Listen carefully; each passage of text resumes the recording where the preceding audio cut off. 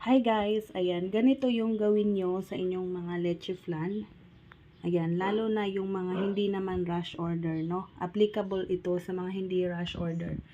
So, kung gusto nyong masimot talaga ang caramel sugar sa llanera natin ng leche flan, ay ganito ang gawin nyo. Pagkaahon nyo sa steamer, remove nyo yung cover nito, yung mga foil. Ayan, sa mga nag-i-steam lang to guys, ayan, alisin ang foil. And then, hayaan lang muna sa table ng mga 10 minutes. Ayan. Kapag medyo lumamig-lamig na siya, ilagay nyo na dito sa inyong tray na may tubig. Ayan. Yung merong normal water lang. Pagkatapos, kapag malamig na rin talaga ang ating leche flan, ay ibalot na natin ito ng plastic. Ayan. Para hindi matuluan ng tubig.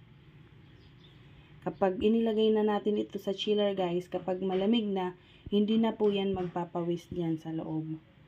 So, ganun lang ang gagawin natin para masimot po natin ang ating caramel sugar. Kasi nung mga nakaraan guys, ang ginagawa ko talaga is direct na. Kapag malamig na, ilalagay ko agad sa llanera. So, ang napansin ko kasi, ang daming natitira na mga caramel sugar.